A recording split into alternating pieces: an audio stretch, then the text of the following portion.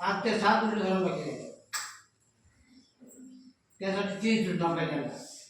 पहिलं मन प्रसन्न ठेवून बसा. मन प्रसन्न ठेवा. मन प्रसन्न. दुसरं शांत बसायचं. असं कडे बसा. जितकं वर पडलं असं कडे. तिसरी सूचना भगवान बुद्ध बाबासाहेब यांच्यावर विश्वास करा. 3 झाल्या सूचना. आता 3 वाक्याचा उच्चार करा. विषय चांगले अगोदर या 3 वाक्याचा विचार करूया.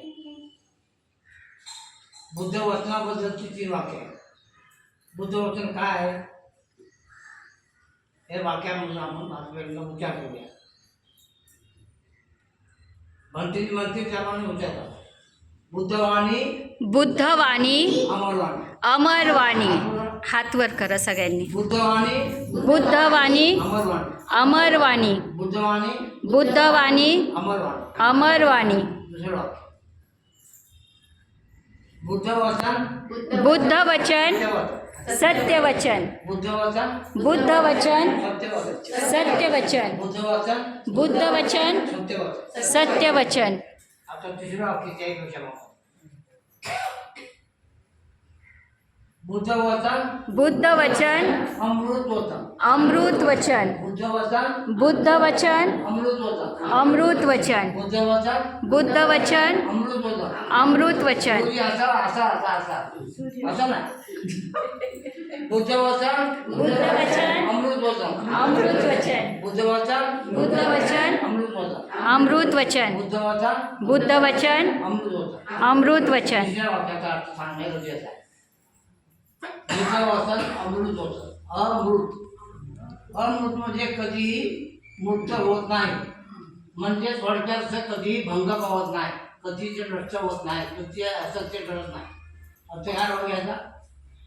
मुक्त म्हणजे कधी नाकारता येत नाही. ते सत्य आहे ना. बुद्धवचन काय सत्य अमृत आहे. कधी मुक्त. म्हणून बाबासाहेब म्हणून देशाच्या घटनेमध्ये घोषवाक्य लिहिलाय. राष्ट्रपतीच्या आसनाच्यावर काय लिहिलाय. काय सत्यमेव जयते. काय लिहिलाय बाबासाहेबांनी. सत्यमेव जयते. काय अर्थ.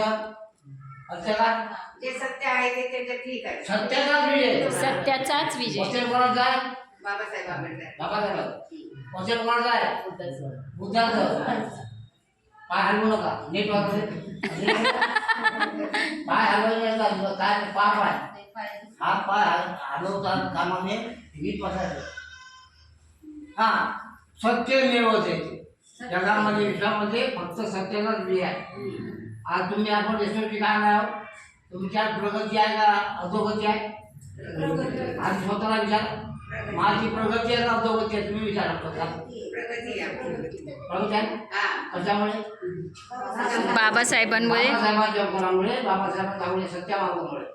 हा आता उपवचन याबद्दल 5 मिनिटांनी सांगता. अधिक नीट ऐकायचं. पण तरी सुद्धा उपवचन ग्रंथाबद्दल पहिला शब्द पाठ 2 वाक्याचा एक वाक्य उच्चार आहे. आर्य अष्टांग अष्टांग उपोषण उपोषण व्रत. व्रत.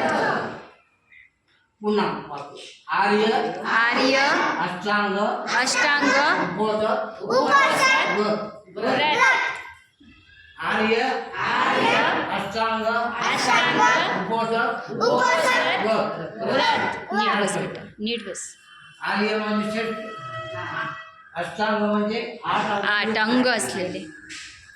उपोषण म्हणजे नियमाचं पालन. उपोषण म्हणजे काय. नियमांचं पालन. काही वाटतो की माझ्याजवळ आणि वर माझ्याजवळ नापा जवळ जवळ काय जवळ काय बुद्धाने नियम केले. ते नियम पाळणे म्हणजे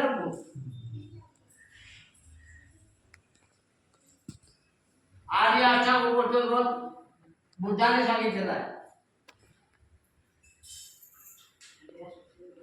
सूत्रांच्या ग्रंथामध्ये उपदेश आहे. जमीन सूत्र काही वाचनावर पाली भाषेत वाचनावर हिंदीमध्ये भाषेत ते माझ्या म्हणत आहे. म्हणजे लमानच आहे. हे तुम्ही सांगता आपण करतो. छात्र जागा लागला तुम्हाला ते पुन्हा झाले का ना. त्याला पुरावा ना. जगात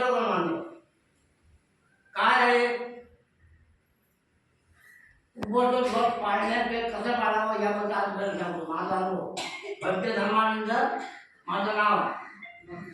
राघवनंदी हे माझे सहकारी. तुमचे कोण? राघवनंदी तुमचे कोण? सासे हे माझे मित्र. त्यांनी आम्ही एकत्र काम केलं.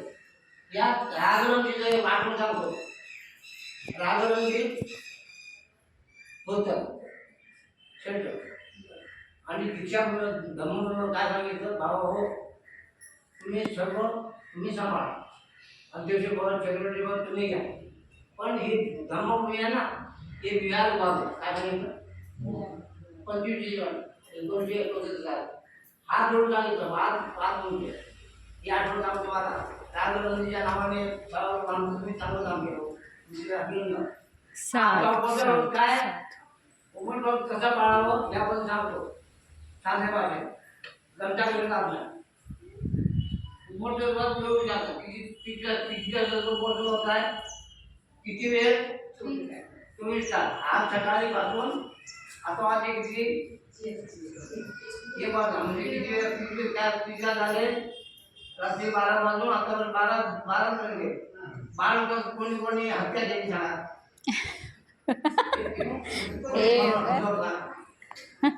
कोणी पण चाळी जुडी पाळलं काय पाळलं की नाही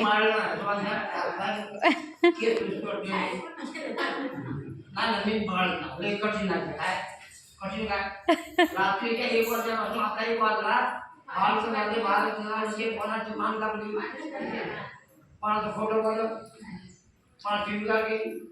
अहो बाबासाहेबांच्या वेळेस पाळणं कोण पाळलं? बाबासाहेब लोकांच्या वेळेस पाळतात भ्रष्टाचारी म्हणून उघड पाळणं अवघड नाही. सकाळी झाली सकाळ झाली 5 वाजता उठायचं. 24 तासामध्ये आंघोळ करायची. दुपारसमोर बाबासाहेबांच्या प्रतिमेसमोर उभारायचं, वंदन करायचं आणि यात्रा करायची. आता यात्रा झाली नाही मला